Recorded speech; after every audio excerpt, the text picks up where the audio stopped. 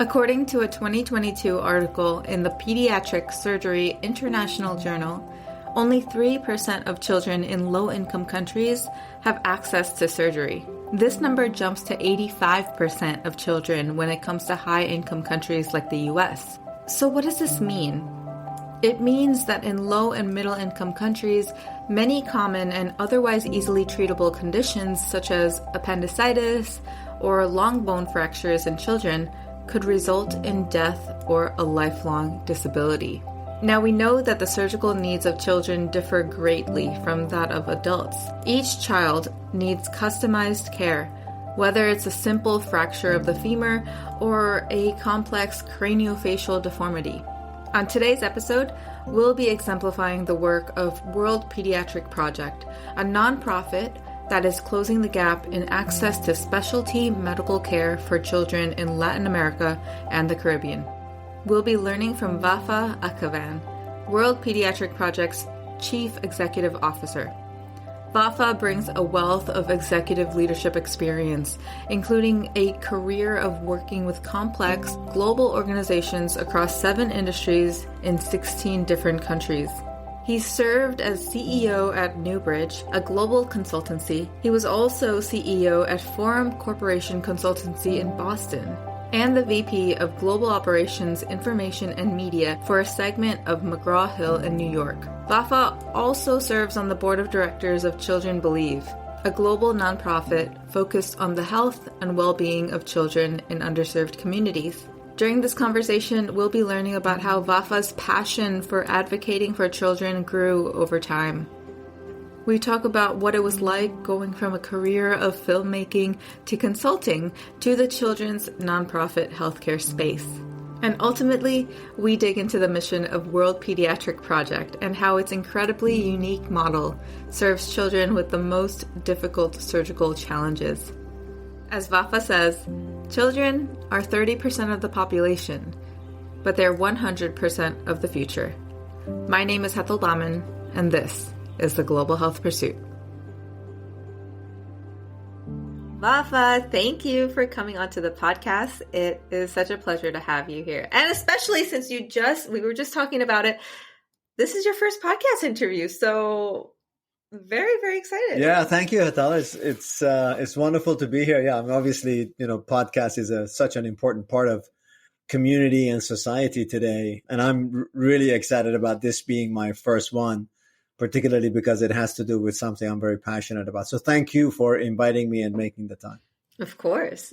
So as always, I use a question that is a little bit broad. I listen to a podcast by Brene Brown, and she oftentimes will ask her guests what their story is. Sure. And you can take it as far back as you want. Well, I mean, I often think about how do I talk about a life that has been blessed with richness. And I think of it very much like a tapestry, because I was born in Iran. I was raised a Baha'i. I went to England for school. Then I went to Canada. Then I went to the US, and then back to Canada. Wow. Now back to the US. I've worked in, I think, about 15 or 16 different countries. I've worked in 7 different sectors. I've worked from, startups to conglomerates. Always the constant has been this notion of service and having impact, irrespective of the environment. There's always been this notion of giving back to the community. And so, it's difficult to talk about a background that has that kind of richness, as opposed to, I lived in the United States and I worked with Microsoft for 35 years and then, I retired. Right. So it's really been a wonderful journey. The story is very rich, many chapters in the book.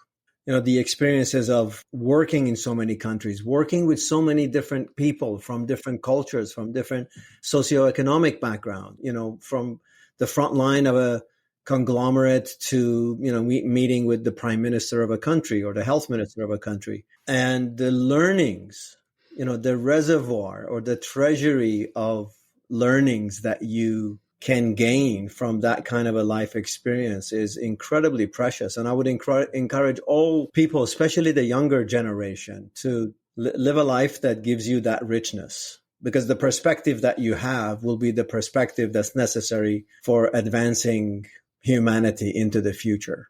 I agree. The episode that actually released this week, it's April 27th. I actually interviewed a South Asian therapist, graduate student. So we talked a lot about the intricacies of mental health stigma within South Asian culture. Yes, not just that culture. Oh, of course. I know it spans multiple cultures, but she did say you really can't live for your parents. A lot of times we try to make them proud. And, me coming from a South Asian background, my parents were first immigrants from India. And what they wanted me to be is doctor, right? But that's not really what fulfilled me.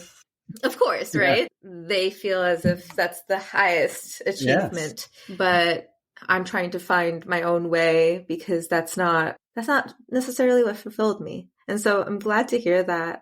You had mentioned that you were a filmmaker, and I want to kind of go into that a little bit, because I think it's just so interesting going from filmmaking to working as the CEO of World Pediatric Project. Tell me, how did that happen?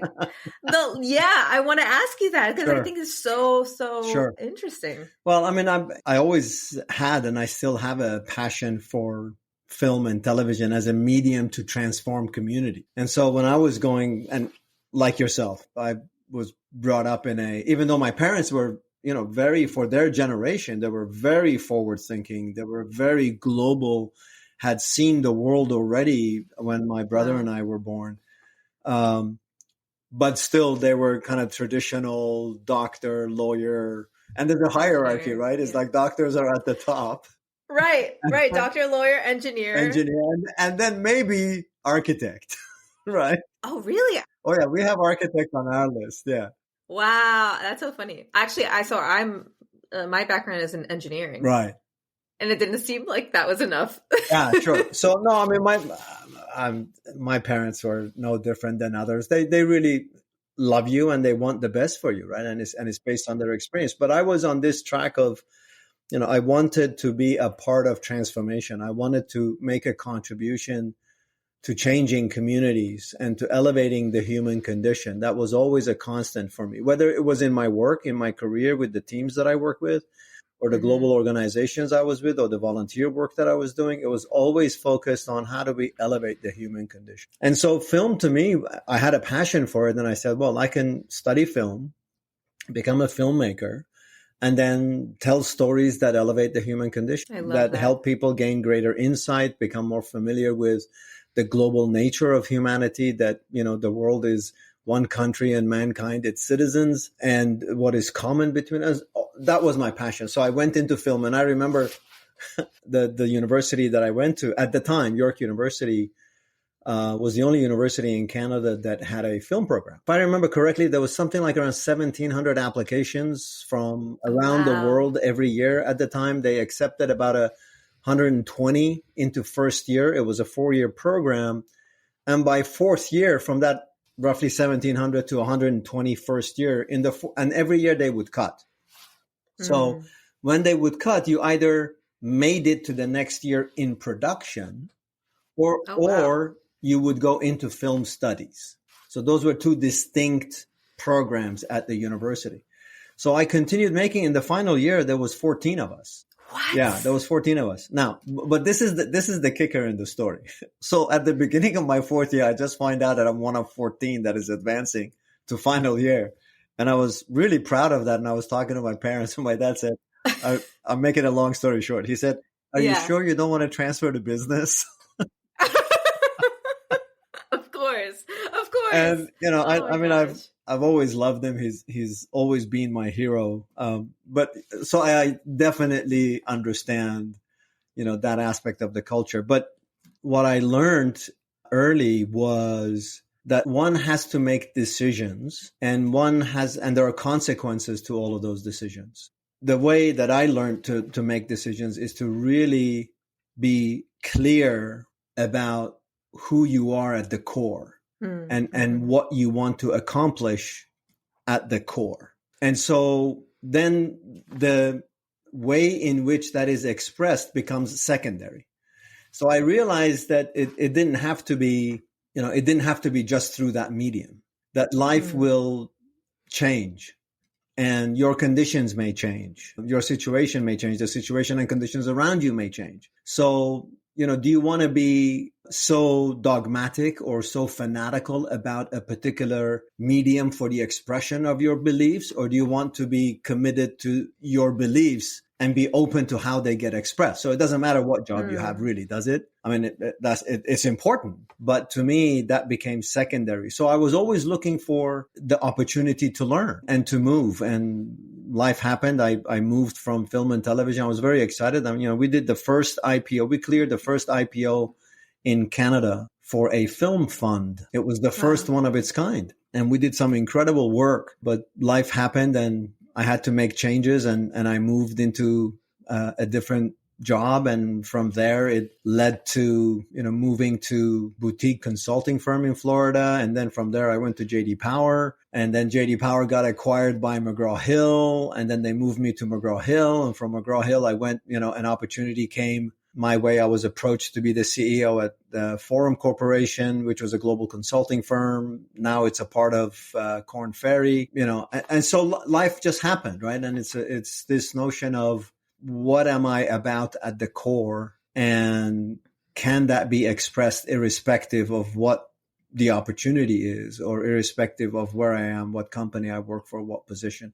Because I've never believed you are defined by your rank, your title, your position, or your material well-being or not well-being. I mean, that to me is not what defines a person.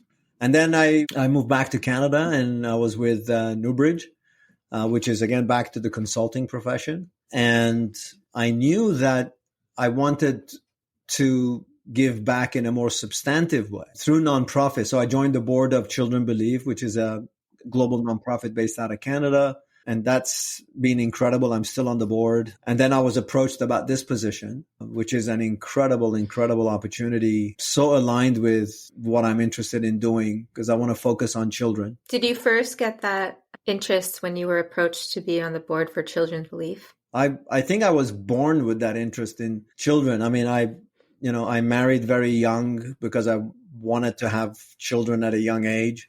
I was always giving back to the community in terms of being involved with children and children classes, in the Baha'i community. I was always teaching children's classes, and then I was teaching junior youth classes and mentoring, the young, the junior youth and the youth. So it was always, I didn't articulate it this way until recently, but the way I articulate it now is that children are the future. So if you want to impact the future and you want to be strategic about it, then focus on the children, because children are 30% of the population, but they're 100% of the future. And we can see what the adults of today are doing to the world. So maybe we can focus on the children so that as we impact their life and the way they think and the way they make decisions in a positive way, have them focus on the unity of the world as opposed to the division of the world, then they will grow up and they will make decisions better decisions, no matter what profession they are or what life choices they make.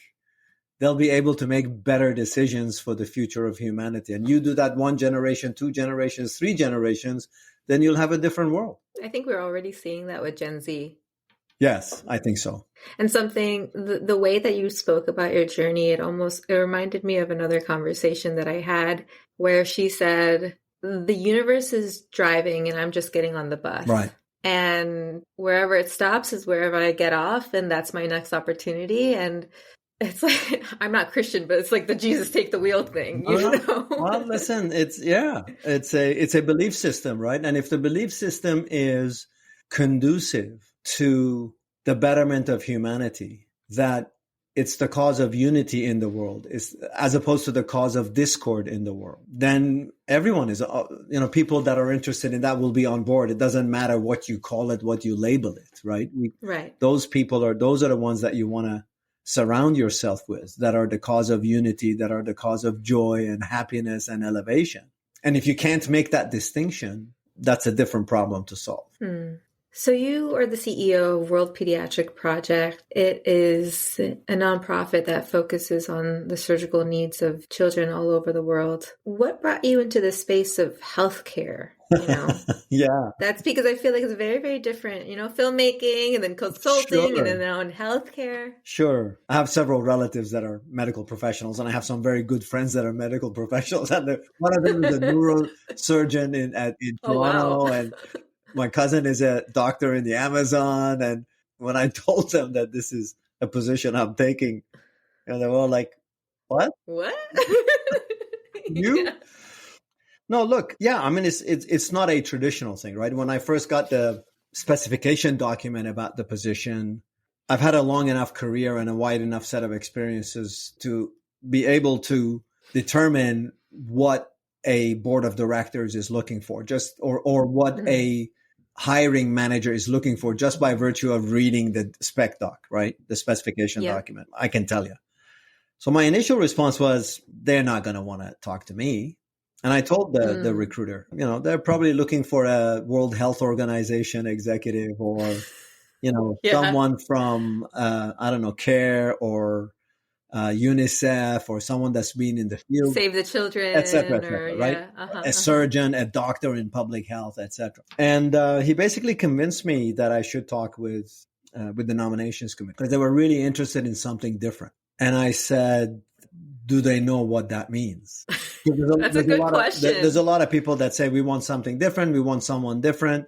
We want someone that's a change agent. And then they hire a very kind of a classic person for that job. They'll hire somebody who's done that job somewhere else very well and bring them in. I was intrigued by the surgery, right? That's what really intrigued me, because, we are pediatric surgery, but we're tertiary pediatric surgery, right?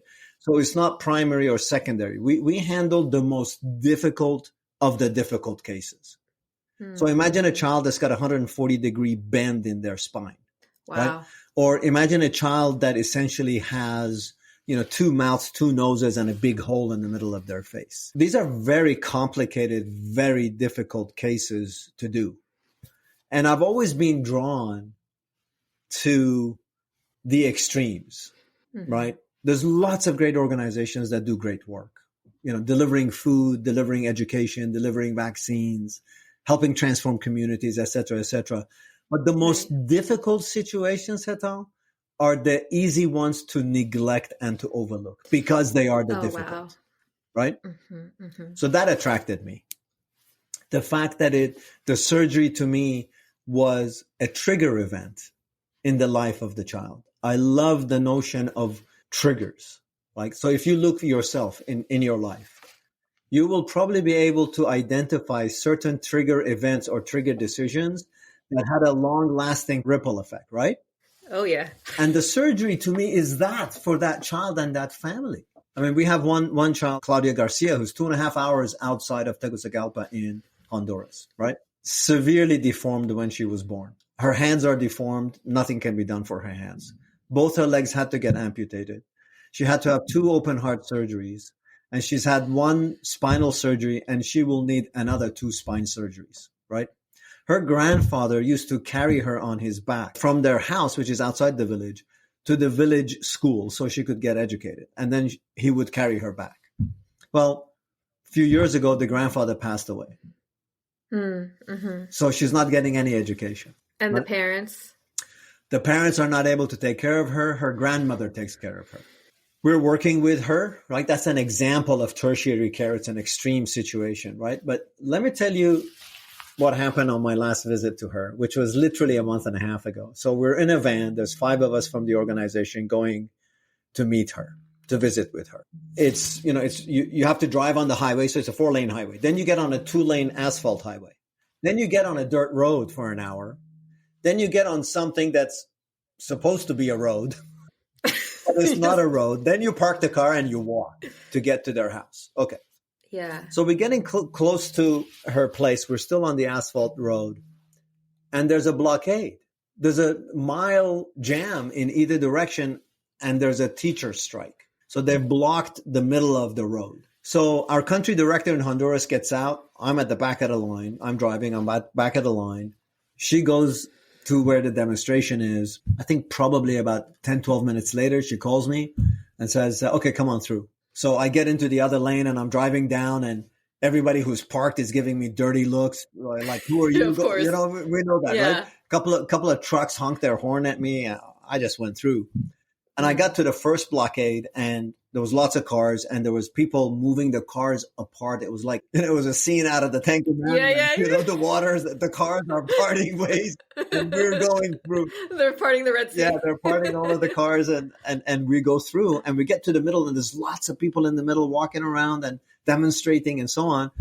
And then I've got to stop. I stop, and then this elderly lady comes, opens the door, and literally pulls me out and starts hugging me.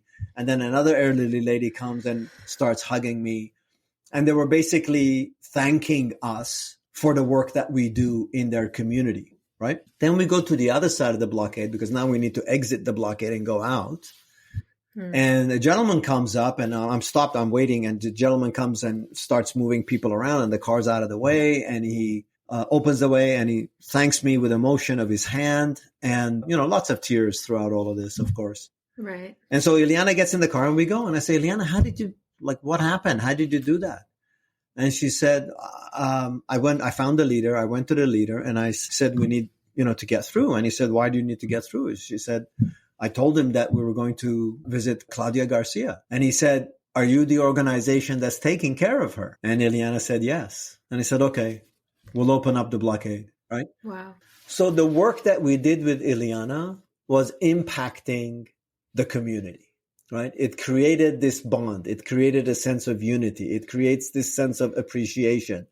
It's really causing the community to aspire to a higher order, is what I call it, right? So that trigger event, the surgery, will change the life of the child, will change the life of the family. And the accumulation of that is the transformation of a community. So that was very exciting for me when I was looking at this, you know, being here at World Pediatric. I said, wow, imagine the ripple effects of all of those trigger events.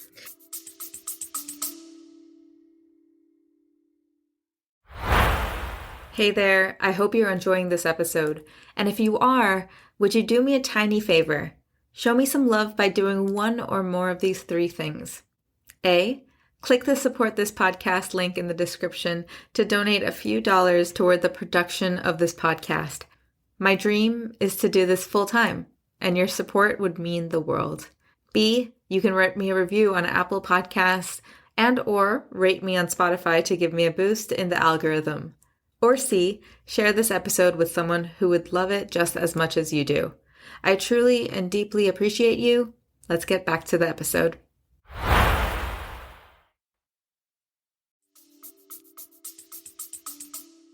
Right. And, you know, her getting the care means that she could get the education that she needs. That could also help her she family. is. Yeah. Imagine that person with those kinds of conditions being able to become an independent income earning woman in her community. That's profound. Mm-hmm. That is profound. And to also be able to help her family. I mean, it's profound. So we found, you know, sponsors for her. She has a laptop. She has a cell phone. She has internet. She has transportation to the school back and forth. And she was smiling so much and laughing when I was there. And her grandmother said, I have not seen her smile or laugh in 5 years. How do I beat that when I'm working at, you know, McGraw-Hill in New York? I mean, it's wonderful. I mean, that was a wonderful experience and it was wonderful. We achieved great things, but, you know, nothing comes close. I think it's just, you know, everyone's priorities are different. Sure. Your priorities are to create unity. And it's just so nice to hear. So in terms of the model of World Pediatric Project, how was that connection to Claudia actually able to be made? Yeah, great question. So World Pediatric Project has been around for 20 years. So over those years, it has developed presence in 11 countries. And you can imagine that over those 20 years, you're building an ecosystem, a network of pediatricians, a network of hospitals, a network of suppliers, a network of surgeons, a network of donors, and Right, right. contributors. So you have this incredible network that you've developed over the years. And then the model begins to emerge, right? Out of everybody doing good and beginning with, we're going to send a team of surgeons and nurses down, to St. Vincent, and we're going to do 10 spine surgeries or whatever, Yeah. right? And then we're going to come back. Wonderful. That's great. That was the beginning. Where we are today is we have a presence, as in people on the ground in those 11 countries. We have a network of pediatricians that refer children to us because they know us. We have social media presence, which means we are found by parents that are looking. And we have relationships with partners in the field. So either the partner will refer or they will tell the parent to contact us directly, right? And it's a wonderful community. So we have this networks that's developed, and that's how the children come to us, right? We have a model whereby there are clinics, and in these clinic days or clinic events, the children will come and our professionals are down there and they will assess the children. They'll look at their file and they will look at their condition. They will prepare an intervention plan for them, what they need to do.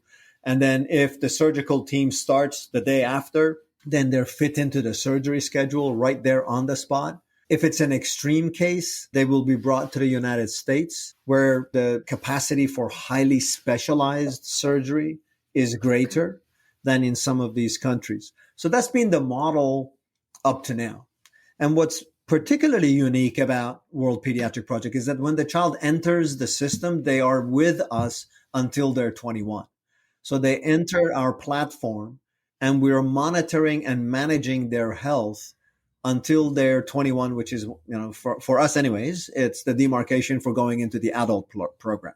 So they move into the adult care community.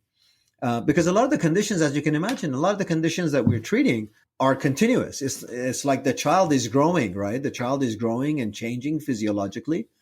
And so it needs that kind of constant attention and monitoring and so on, because generally there are multiple surgeries involved over time. Now, what we have done since I came on board is we have added this focus on building capacity and sustainability into our model. So the notion of, one of our surgeons going down to St. Lucia for surgery and us bringing 9 surgeons from across the Caribbean to spend 4 days with our surgeon.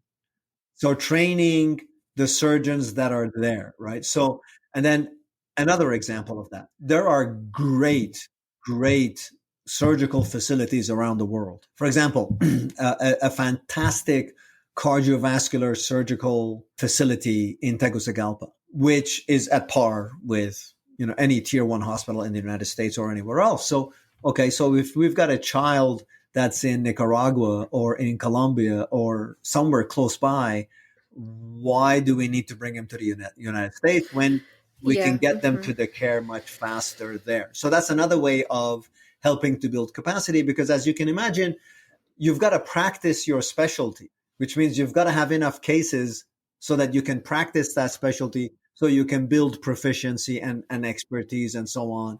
So that's another part of our strategy as we're moving forward. And then ultimately, we're looking to transform pediatric health systems. So what does that mean? So we're partnering with Hospital Maria in Tegucigalpa, as an example, to help build that hospital into a center of pediatric excellence for Honduras and for the region. So, we're sticking to the core because the need is so great. And we're adding this layer of capacity building and sustainability. There are 450 million children in the world under the age of 5 that don't have access to safe surgery. 450 million that don't have access to safe surgery. I mean, that's incredible. There are 2.5 million babies that pass away during the neonatal period around the world. I'll give you some specific data. Guatemala loses 4,500 babies a year during the neonatal period. The average life expectancy in Guatemala is 74.5 years, right?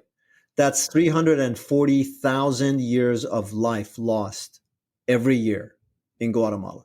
340,000 years of life are lost in Guatemala every year. Economically, That's about $4 billion over that 75-year period. Every year, losing $4 billion over a 75-year period, assuming your GDP per capita stays constant. I know that's a big assumption, but just directionally to think of the scale and the scope. I mean, there are more people dying in the world because they don't have access to safe surgery is 5 times greater than HIV/AIDS, malaria, and tuberculosis combined. 5 times greater. So that's our model. That's the problem we're trying to solve.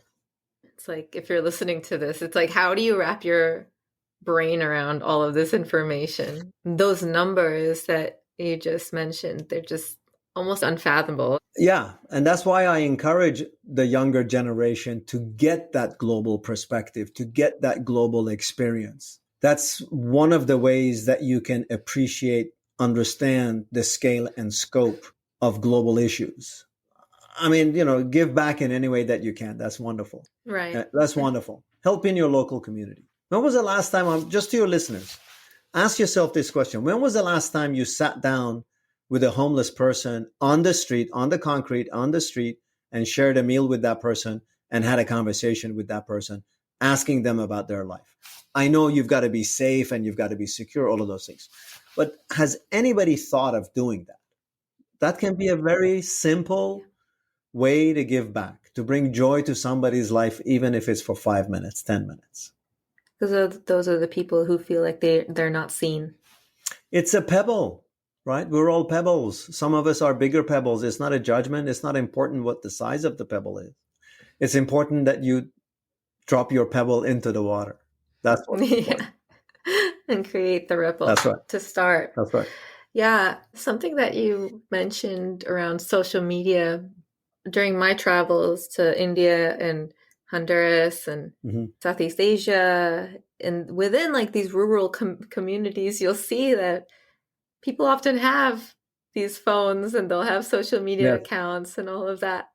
It's amazing. So it's really interesting to see that that's also a way that you can connect with people who might need these services. Atal, we probably are able to connect with people more through Facebook than we do through their cell phones. Like if we can't, because there's a lot of rotation of cell numbers and cell phones in the countries that we work in, right? If we can't find them, if we dial a number, we can't find them, we send them a message on Facebook, because no matter where they are, they'll find a way to access their Facebook. So we'll send a message. And then sometimes we can't find Hetal, but we know, we found Hetal's second cousin. So we'll contact Hetal's second cousin. Yes. Do you know where Hetal is? No, I don't know where she is. But her aunt, who's in that other village, might know where she is. So then we connect to the aunt. Wow. Why do we need to do that? Because we need to make sure that we can get Hetal to the imaging center so she can do her MRI or her CT scan or her x-rays, so that we can get those to the surgeon to do the work. We do all of that. We do all of that to make sure that the child has the proper documentation, has the proper background, irrespective of where they live, irrespective of access. We make sure that they get it. Yeah, I mean, irrespective of access, in terms of like if they're in a super rural area where there might be just like a small clinic.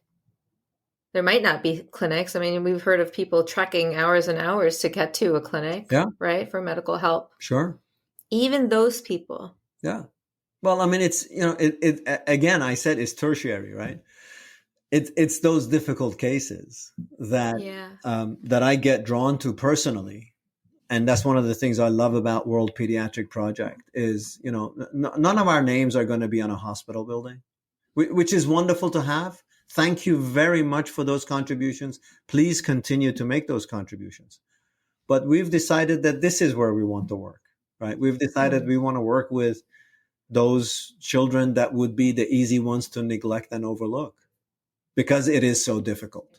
So let's use Claudia, for example. Mm-hmm. You bring her to the hospital. She gets her surgery done. Now there are follow-ups, right? Yes. You mentioned follow-ups. Yes. And I think within the nonprofit world, I think that monitoring and evaluation is super, super critical. I mean, first Yes. of all, for donors to keep being donors Yes. and to know that your process works. Yes. How do you track and report patient follow-ups? So we have a patient management platform where all of this information is stored. So it's entered into the information into the platform. It's stored in the platform, and our doctors, our health professionals, ourselves internally have access to the information and to the file. So we're monitoring, and then our folks on the ground are following up, right? Okay. So our team in Honduras is following up with all the children in Honduras as to where when their next session is, what the next stage is, et cetera, et cetera. So that's how we monitor and manage them over time. So you have an on-the-ground team in every country that you serve? In every country where we help children, yes.